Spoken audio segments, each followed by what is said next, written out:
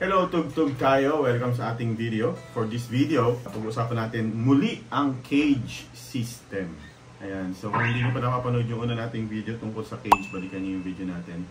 Dito, pag-uusapan natin kung saan ba ginagamit yung cage. So dalawang bagay pwede nating paggamitan ng cage. Una, para sa mga rhythm section.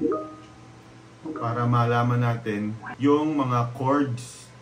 Para malaman natin yung position ng mga chords sa buong fretboard. Ayan.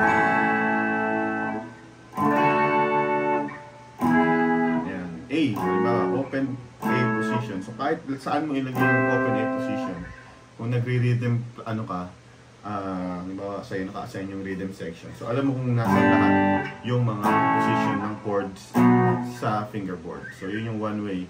Yun yung isa sa mga gamit ng cage. So alam mo yung chords ng E, ng A, ng C, G, at D.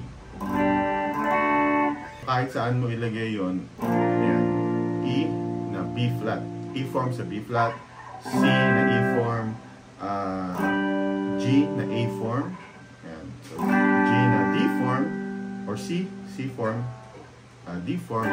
So yun yung isa sa mga main use ng cage system. So alam natin, para malaman natin lahat ng position ng chords sa buong fingerboard. Ang another use, ang isa pang gamit ng cage ay yung sa lead part playing naman. So ano ibig sabihin nun? So ibig sabihin, gagamitin mo yung cage system. So since alam mo lahat ng position ng mga chords dito sa fingerboard, so yun yung magiging clue. Yun yung magiging helper mo, magiging clue mo para malaman mo kung anong scale doon sa 4 na yon. So yung mga nakaraan nating video, pinag-usapan natin yung iba't ibang pattern, iba't ibang scale form based sa cage.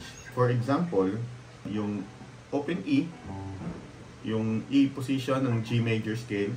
So since alam natin yung root note, so alam natin, dyan maglalaro yung scale. So na-memorize natin yung scale ng G major E position dahil doon sa cage ng E. So G siya.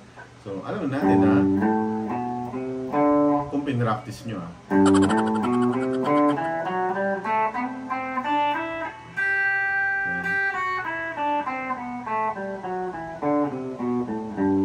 So yun. So pwede rin sa D. So ito yung A position ng D. So alam natin yan. So ito magiging clue natin kung ano yung D major scale sa position ng D. Or pwede rin yung G position. Or pwede rin yung G major scale sa D position. Pero ito yung D position ng D major scale. Ayan, so ito yan.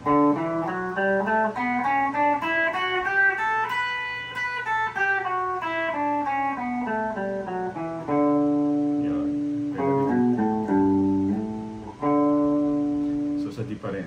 So yun ang example ng gamit natin. For example, dito, yung D position, yung G major scale sa A position, ganun din.